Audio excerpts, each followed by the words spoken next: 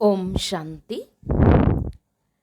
राजयोगी जीवन की आधारशिला ब्रह्मा भोजन, इस बुक से हम सभी सुन रहे हैं। आज हम सभी सुनेंगे आदरणीय राजयोगिनी ब्रह्मा कुमारी सरला दीदी, महसाना, गुजरात। उन्होंने कहा है, शिव बाबा की शक्तियाँ ब्रह्मा बाबा के द्वारा ब्रह्मा भोजन में समा जाती है। शिव बाबा की शक्तियाँ ब्रह्मा बाबा के द्वारा ब्रह्मा भोजन में समा जाती है। दीदी जी से प्रश्न पूछे गए हैं। पहला प्रश्न, दीदी आप अपना परिचय देंगे, ज्ञान में कब आए? दीदी जी का उत्तर, मुझ आत्मा को 1965 में यह ज्ञान प्राप्त हुआ। तब बहुत छोटी थी, स्कूल में पढ़ती थी। उस समय हमारा सारा परिवार ज्ञान में आया। घर में गीता पाठशाला थी और सारा दिन ज्ञान का माहौल बना रहता था। हम छोटे छोटे बच्चे जब आपस में मिलते थे, खेल करते थे, तो एक दूसरे को योग कराना, प्रदर्शनी समझाना, इसी ढंग से खेलते थे।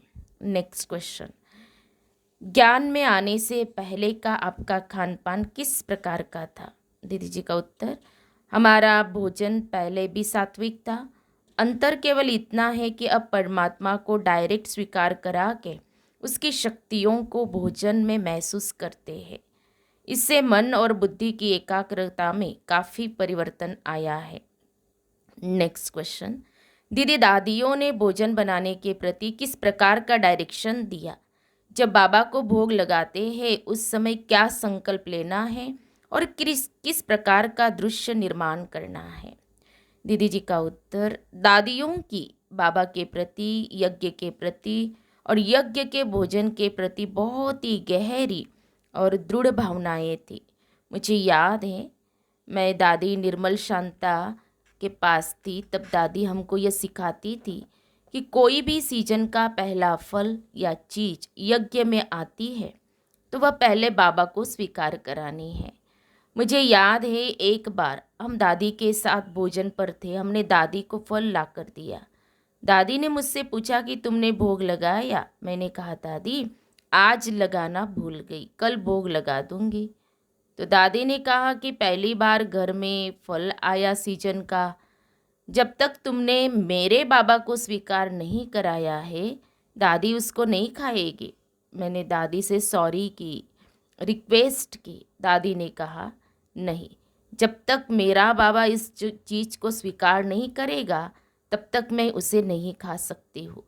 माना इस रीति से दादियाँ हमको सिखाती थी।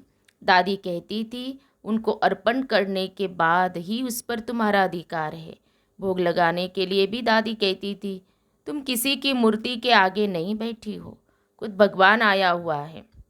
उस भगवान को सारे कल्प में एक बार संगम पर सम्मुख खिलाने का भाग्य मिलता है। बाबा की सारी शक्तियाँ ब्रह्मा बाबा के द्वारा इस भोजन में जा रही है। बाबा उसको स्वीकार कर रहा है, अर्थात हम बच्चों के लिए उस भोजन को तैयार कर रहा है। ऐसी श्रेष्ठ भावनाएं दादियाँ हमारे अंदर डालती थी। बाबा के भोग का बर्तन स्वच्छ हो, स्वच्छ कपड़ा हो, उसको अलमारी में अलग रखना है, उसकी धुलाई अलग करनी है, उन बर्तनों को अलग धोना है, बहुत सफाई और स्वच्छता के साथ बर्तन भी रखने हैं। बर्तन भी भावना के साथ साफ करने हैं कि भगवान के डायरेक्ट बर्तन मैं साफ कर रही हूँ। सम्मुख में बाबा 5000 वर्ष के बाद आया है। ऐसे मैं भाग्यशाली आत्मा हूँ जो डायरेक्ट उनको भोग स्वीकार करा रही हूँ। बनाते समय भी यही भावना कि बाबा और बाबा के बच्चों के लिए बाबा के भंडारे में हम भोजन बना रहे हैं। दादी हमेशा यह सिखाती थी। कभी भी दादी को पूछने के लिए जाते कि दादी आज क्या भोजन बनाना है, तब दादी कहती थी, आज तुम मेरे बाबा को क्या भोजन खिलाओगी, यह पूछो। इस रीति से दादियों ने ये संस्कार हम लोगों में डाले। नेक्स्ट क्वेश्चन, दीदी जो बीके धारणाओं में पूरी तरह से नहीं चलते तो क्या उनको ब्रह्मा भोजन बनाने में या सेवा करने में शामिल करना उचित है? दीदी जी का आंसर, इस बात में तो बाबा बहुत दृढ़ था। जिसके अंदर पवित्रता की धारणा नहीं है, तो बाबा कहता था कि वो बाबा के भंडारे में काम करने के लायक नहीं है। भोजन बनाना तो दूर, लेकिन भंडारे में आने के लायक भी नहीं है। इसलिए ऐसी आत्मा के द्वारा कभी भी हम ब्रह्मा भोजन न तो बनवा सकते हैं, न उनके द्वारा बंटवा ही सकते हैं। बाबा यही कहते थे कि तुम आत्मा भाई भाई देखकर बाबा की याद में टोली बांटो। बाबा उसके बाद पूछते भी थे, बच्ची बांटते समय तुम्हारी क्या स्थिति रही? अगर उस स्थिति में पास होते थे तो बाबा उनको कहते थे, तुमको बाबा डबल टोली खिलाएगा। बाबा प्रेम से हंसते हुए बच्चों के अंदर संस्कार डालते थे। टोली बांटते समय मैं आत्मा भाई को यह प्रसाद दे रहा हूँ, यह भावना होनी चाहिए। नेक्स्ट क्वेश्चन, दीदी किस प्रकार की वृत्ति में बना हुआ भोजन बाबा स्वीकार नहीं करता है? मुख्य बात क्या है जो सबको संदेश के रूप में जाए? दीदी जी का आंसर, भोजन बनाते हुए विचारों की शुद्धता के साथ साथ अनासक्त वृत्ति का ध्यान रखना है। एक ही भाव हो कि बाबा के लिए भोजन बना रही हो। एक बार जिसके निमित्त भोग लगाया उस व्यक्ति को जलेबी बहुत पसंद थी, तो जलेबी का भोग लगाया। जब संदेशी भोग लेकर बाबा के पास वतन में पहुंची तो बाबा ने उस भोग को स्वीकार नहीं किया। बाबा ने कहा कि ये बाबा के लिए भोग नहीं बना है, ये बच्चे के लिए भोग बना है। उसको जलेबी पसंद है, उसकी वासना का बना हुआ, आसक्ति वाली वृत्ति का बना हुआ भोग बाबा स्वीकार नहीं करता है। तो बाबा ने संदेशी को वतन से वापस भेज दिया। नेक्स्ट क्वेश्चन, दीदी जैसा अन्न हम ग्रहण करते हैं उसी प्रकार के विचार मन में आते हैं, फिर उन विचारों का प्रभाव अन्न पर पड़ता है। इतना जानने के बाद भी इस ओर इतनी जागरूकता क्यों नहीं है? दीदी जी का आंसर है, उसका मूल कारण है अलबेलापन। वास्तव में हमने इसकी वास्तविकता को नहीं समझा है, केवल शब्दों में उसका प्रयोग कर रहे हैं कि अन्न का मन के ऊपर प्रभाव पड़ता है और मन का अन्न पर प्रभाव पड़ता है, परंतु इस बात की महसूसता नहीं है। महसूसता के बाद हमारे विचारों में परिवर्तन अवश्य आता है।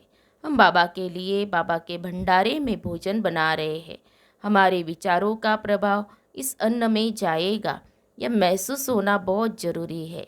लास्ट क्वेश्चन, दीदी ब्रह्मा भोजन के द्वारा कोई विशेष अनुभव हुआ है तो वह सुनाएं।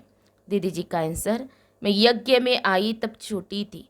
शुरू में जब मैं मधुबन में थी तो कई चीज़ें मुझे टेस्ट में अच्छी नहीं लगती थी और मैं उनको नहीं खाती थी। आज मैं यज्ञ का हर भोजन, हर चीज़ प्यार से खाती हूँ।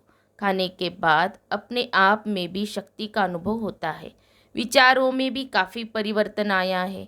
इस भोजन जैसा सारे कल्प में कोई भी भोजन नहीं है। भले ही वहाँ 56 प्रकार के भोजन होंगे, परंतु परमात्मा की दृष्टि नहीं पड़ेगी। यह सर्वश्रेष्ठ भोजन है। ऐसी समझ और ऐसी भावनाओं से स्वीकार करते हैं तो शारीरिक और मानसिक हर प्रकार का परिवर्तन हम अपने आप में महसूस करते हैं। अच्छा, ओम शांति।